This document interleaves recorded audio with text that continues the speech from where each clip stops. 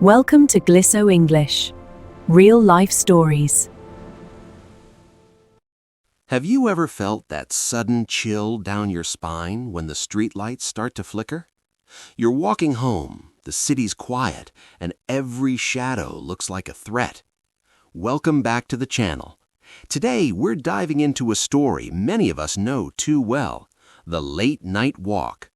This isn't just a story about fear, it's a story about strategy. We're going to follow Clara as she navigates the quiet streets, using her intuition and a few survival hacks to get home safely. As we go through these 10 chapters, pay close attention to the vocabulary of awareness and the idioms we use when we're under pressure. Whether you're here for the suspense or to sharpen your English, this story has something for you. Let's get started with Chapter 1, The Final Bell.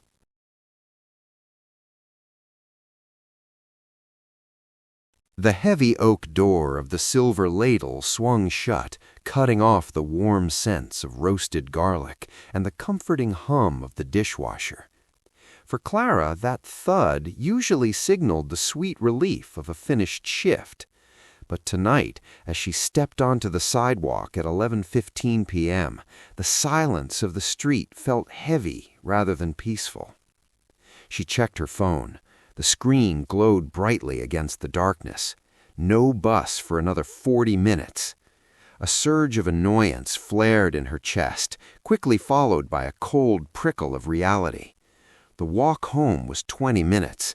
Waiting at a deserted bus stop for 40 seemed like a worse gamble. Clara took a deep breath, the crisp night air lunging into her chest. She reached into her coat pocket, her fingers finding the familiar jagged edges of her house keys. Methodically, she slid the longest metal key between her index and middle fingers, bracing the round head against her palm. It was a jagged, uncomfortable grip, but the slight pain gave her a sense of grounding. It was her safety ritual. The streetlights cast long, distorted shadows that stretched toward the mouth of the alleyways. Usually, Clara loved the architecture of this neighborhood, but under the amber glow of the lamps, every recessed doorway looked like a hiding spot. She adjusted the strap of her bag across her chest and set off. Her boots made a sharp, rhythmic sound on the concrete, a sound that seemed much too loud in the empty city. She wasn't just walking, she was calculating. Clara kept her pace steady, neither rushing nor lingering as she reached the first major intersection. The street lamp above her hummed with a low, electric buzz, vibrating in the still air. Under its yellow glare, she looked down at her hand, still buried deep inside her right coat pocket. She adjusted her grip, making sure the metal teeth of her keys pointed outward, firm and ready. This wasn't about being paranoid, it was about being prepared, a silent pact she made with herself every time the sun went down. Her mind began to flip through a mental map of the neighborhood like a deck of cards. Option A was the main boulevard, bright and wide, but it added 10 minutes to the trip and was currently deserted. Option B was the park perimeter, scenic during the day, but a black hole of shadows and rustling bushes after midnight. Option C was the residential side streets, narrower but lined with houses where people were likely still awake behind glowing windows. She chose the side streets, finding a strange comfort in the flickering blue light of televisions visible through distant curtains. Every few steps, she performed a shoulder check, a practiced casual glance left and right, as if she were simply admiring the evening. In reality, she was scanning for movement, a closing door, a car slowing down, or a silhouette leaning against a fence. The weight of her bag felt heavier now, the laptop inside bumping rhythmically against her hip like a ticking clock. She focused on her breathing, keeping it deep and controlled to mask the way her heart wanted to gallop. 3 blocks to the turn, she whispered to herself, her voice a tiny anchor in the vast, echoing night.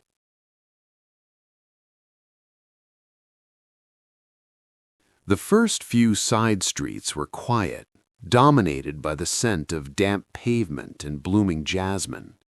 But as Clara turned the corner onto Willow Avenue, the silence was punctured by a new sound. Click, scuff, click. It was faint, a rhythmic echo bouncing off the brick walls of the townhomes, but it was there. Clara's ears tuned out the wind and the distant hum of the freeway, narrowing her focus entirely on that sound. She shifted her weight and increased her pace, her boots striking the ground with more urgency.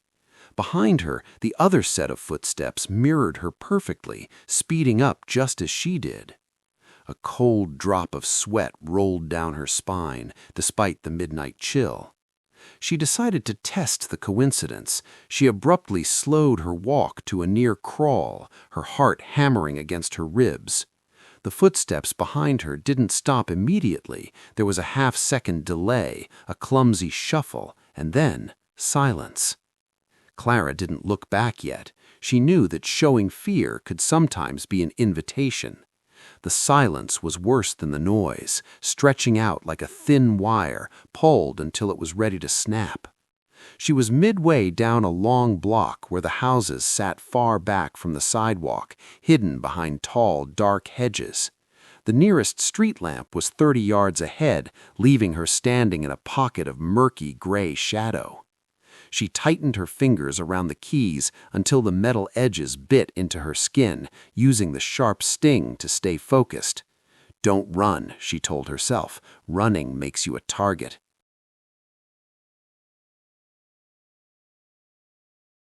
Clara's mind raced as fast as her pulse, searching for a way to see behind her without looking vulnerable. Up ahead, the neon sign of a closed dry cleaner flickered, its large glass front acting like a dark, polished mirror. As she approached the window, she slowed down slightly, pretending to adjust the scarf around her neck. In the dark reflection of the glass, the street behind her came into focus, stretched and distorted, but readable. There, about half a block back, was a tall figure dressed in a dark, oversized hoodie. The person was standing near a tree, partially obscured, appearing to wait for her to move again. Clara's stomach did a slow, nauseating flip as she realized the figure wasn't just walking the same way, they were tracking her. She stayed calm, her eyes fixed on the reflection as she finished fixing her scarf with steady hands. She needed information. Were they carrying anything? Were they looking at their phone? No, they were standing perfectly still. The power of the shop window strategy was that it gave her back a sense of control. The unknown had become a visible threat. She memorized the height and the color of the clothing, her brain recording details like a witness at a crime scene. If she turned around now, she would reveal her panic, but if she kept walking, she was leading them closer to the darker intersections. She caught a glimpse of her own face in the glass, pale, determined, and sharper than she felt. With a final tug on her scarf, she stepped away from the window and back into the center of the sidewalk.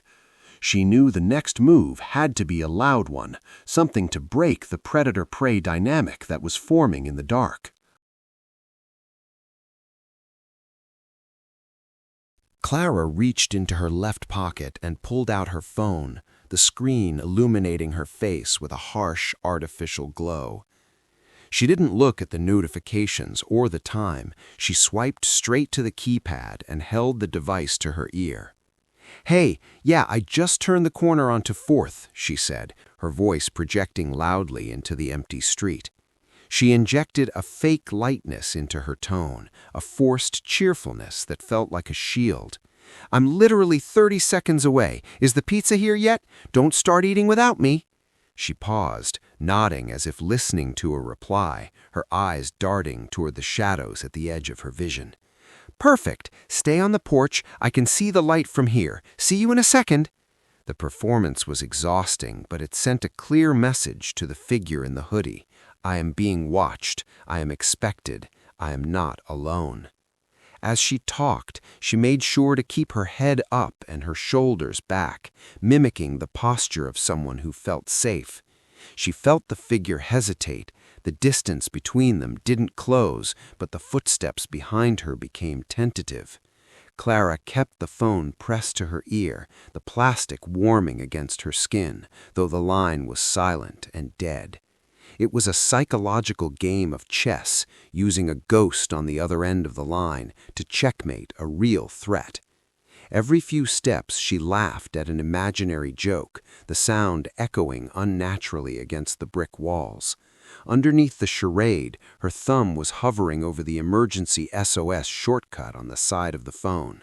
She was nearing the end of the residential street, where the familiar glow of the main road should have been, but the lights ahead were out.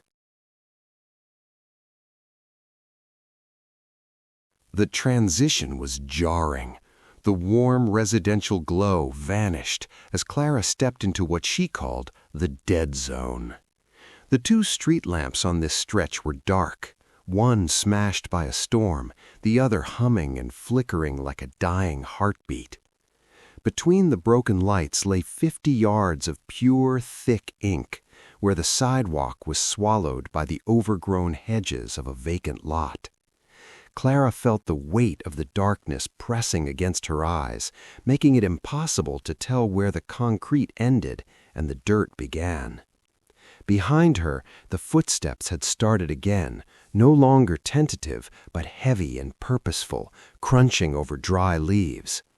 She faced a split-second tactical choice: stay on the sidewalk and risk being cornered against the high fence, or move into the road. She stepped off the curb, her boots hitting the asphalt with a dull thud, choosing the middle of the street for a wider field of vision. Without the light, her other senses sharpened. She could smell the metallic scent of old rain and hear the person's shallow breathing. The figure was closer now, a darker shadow within the dark, moving faster than a casual walker ever would. Clara's fake phone call was over. The silence of the dead zone was too heavy for acting, requiring every ounce of her concentration. She counted her steps, 1, 2, 3, trying to measure the distance to the next pool of light at the far end of the block. The adrenaline was no longer a trickle, it was a flood, making her fingertips tingle and her vision tunnel. She reached into her pocket, her knuckles white as she readjusted the keys, the metal biting into the webbing of her fingers. Just as she reached the center of the darkness, a car's headlights appeared in the distance, cutting through the night like twin sabers. For a moment, the world was illuminated in a blinding flash, revealing the figure behind her, just 10 feet away, arm outstretched.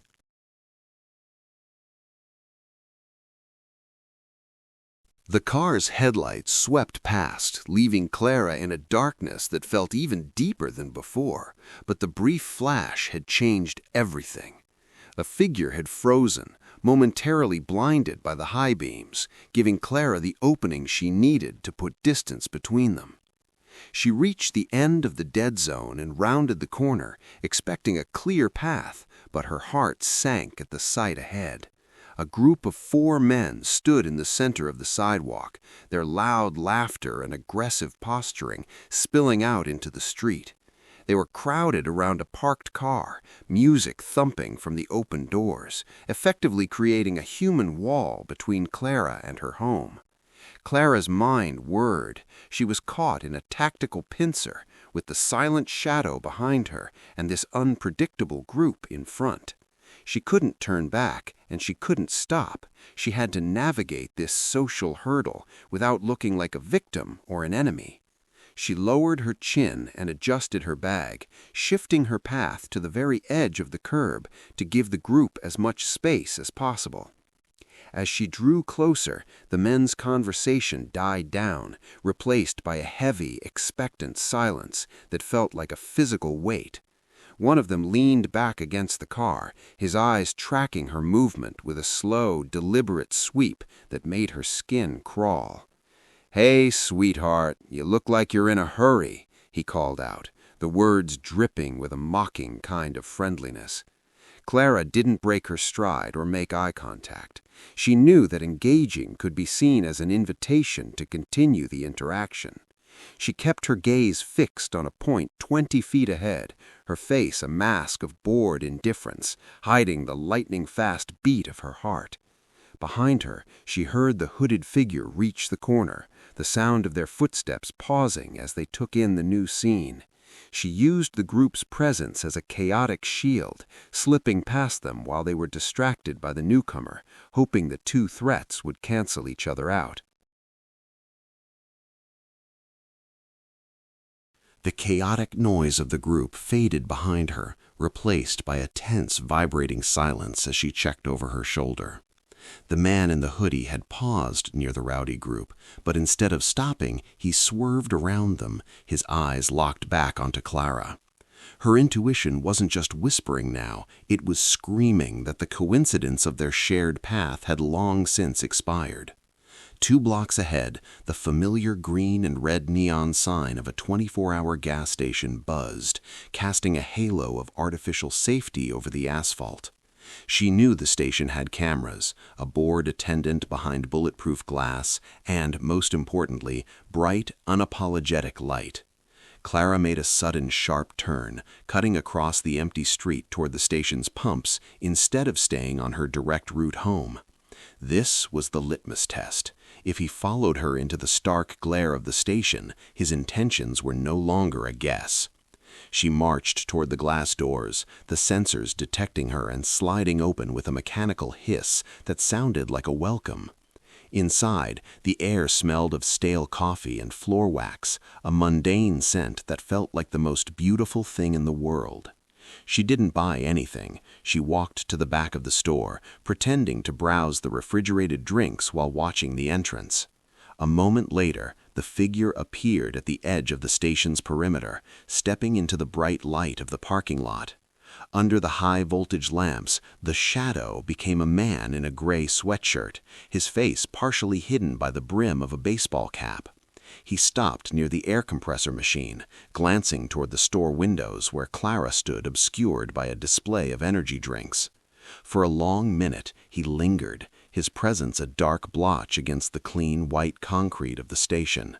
Then, realizing he was being recorded by at least 4 different cameras, he tucked his hands into his pockets and turned away, disappearing back into the darkness.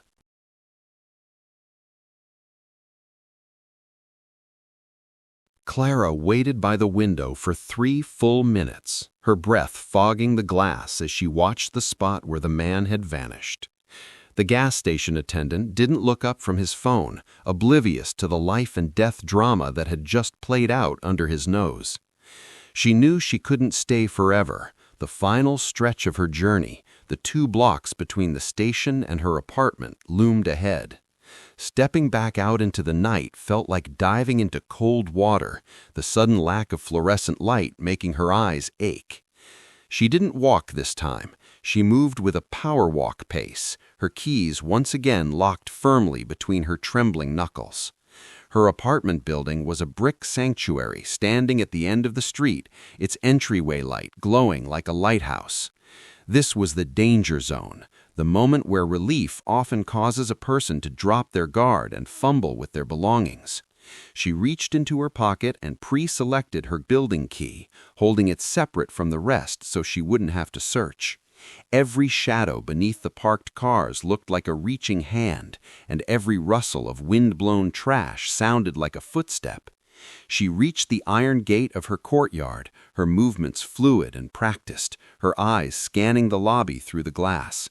The street behind her was empty, the silence absolute, but she refused to feel safe until the physical barrier of the door was between her and the world. She didn't look for her phone, she didn't check her messages, she kept her head on a swivel, checking the blind spots behind the large planters. With 10 feet to go, she broke into a short, silent sprint, the adrenaline providing a final, jagged burst of energy. She jammed the key into the heavy deadbolt of the main entrance, her hand steady despite the roar of blood in her ears.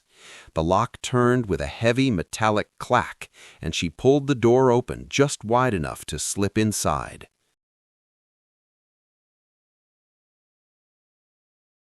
The heavy glass door swung shut with a muffled vacuum seal, instantly silencing the city's hollow wind. Clara stood in the lobby for a moment, her back pressed against the cold glass, listening to the frantic thudding of her own heart. Through the window, the street looked peaceful and ordinary, an empty stage of concrete and amber light that betrayed nothing of the hunt. She climbed the stairs to the third floor, her legs feeling heavy and liquid now that the emergency fuel of adrenaline was beginning to drain. Inside her apartment, she turned the deadbolt, slid the security chain into place, and finally let her hands drop. The keys hit the wooden entryway table with a sharp domestic rattle, the same keys that only minutes ago had felt like a desperate weapon. She walked to the kitchen and stood in the dark, looking at the familiar silhouette of her toaster and her kettle. The safety of her home felt both wonderful and deeply unfair. She shouldn't have to be a tactical expert just to reach her own front door. She checked her palms and saw the red circular indentations where the key heads had been pressed firmly into her skin. Slowly, she unlaced her boots, the simple act of taking them off marking the official end of her combat status. She moved to the window and pulled the heavy curtains shut, sealing out the night and the dead zones and the flickering lamps. Tomorrow she would look into the bus schedule again, or perhaps find a coworker to walk with, but tonight was over. She sat on the edge of her bed, her breathing finally evening out into a slow, rhythmic pace. The late-night walk was a game of shadows she had won once again, though she knew the board would be reset by tomorrow evening.